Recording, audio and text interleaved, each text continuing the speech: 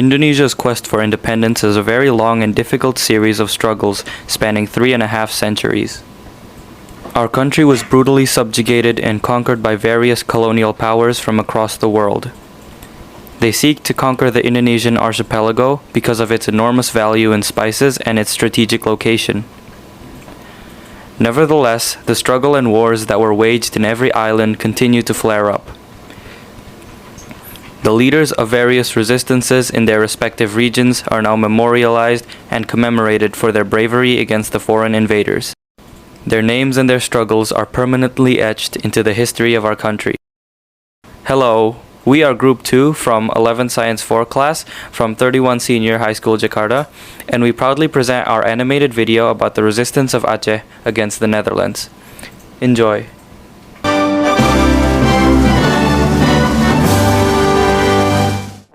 On February 1st, 1858, the Dutch offered an agreement with the Sultan of Siak, Sultan Ismail. This agreement was known as the Siak Treaty. The Netherlands even took these areas were actually under the protection of the Sultanate of Aceh. The Treaty of Sumatra between the Dutch and the British was signed on November 2nd, 1871. The contents of this treaty was that the British gave freedom for the Dutch to expand their territory throughout Sumatra. This was clearly a direct threat to the Sultanate of Aceh. On March 26, 1873, the Netherlands officially declared war on Aceh. Battles broke out between Aceh and the Netherlands. The Acehnese fighters under the reign of Sultan Mahmud Shah II ignited the spirit of jihad to take up arms to fight against Dutch tyranny.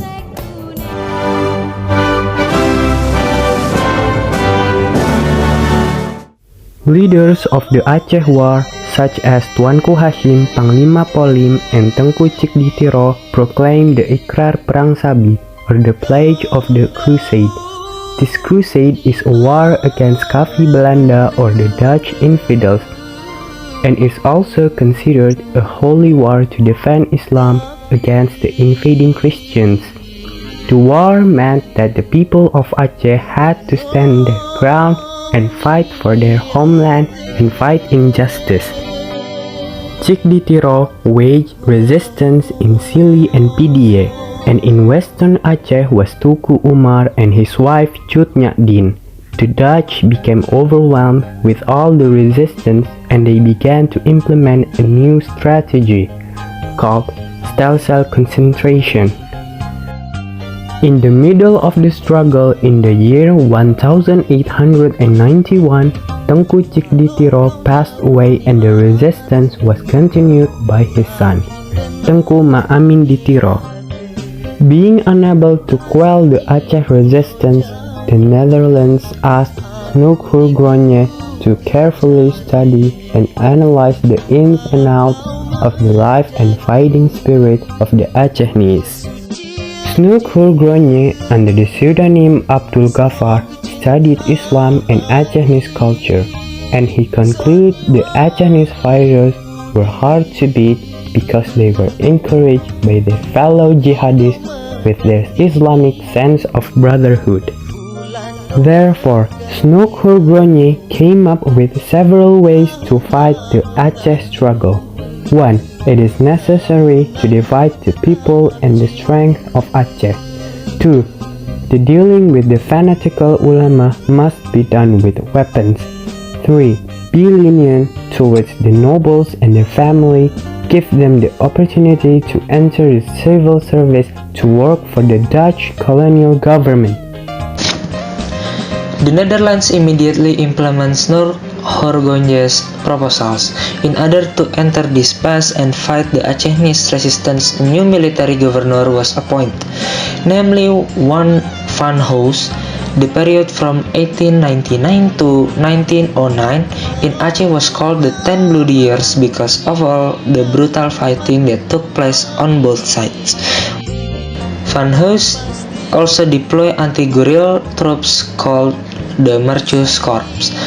These troops were consist of Indonesians who were under the leadership of Dutch officers.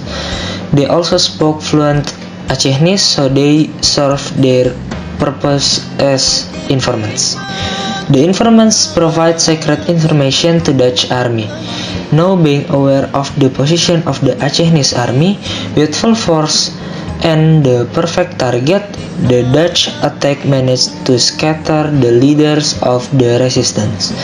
Teuku Umar fled to western Aceh while Panglima Polim left to eastern Aceh.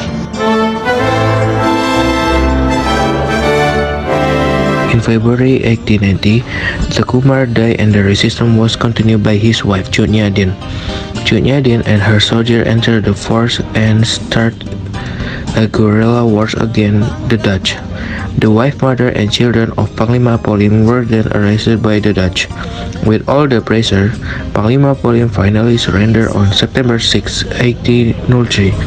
With this, the Sultanate of Aceh, which had existed since 1514, officially ended.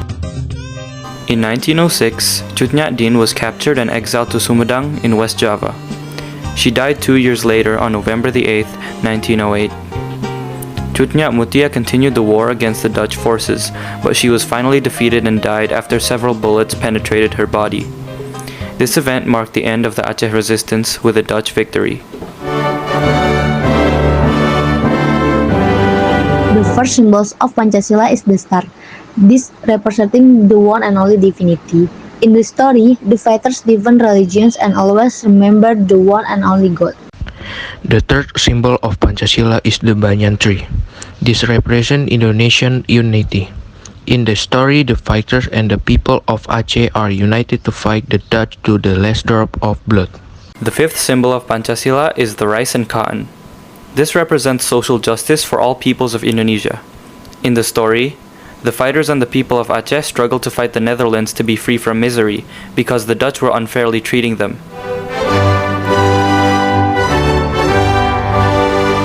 Baitur Rahman Mosque. The Great Mosque of Baitur Rahman is a relic of an old fortress of the Sultanate of Aceh. The mosque burned down on April 10, 1873 and was rebuilt. Today, it can be visited and used as a place of worship.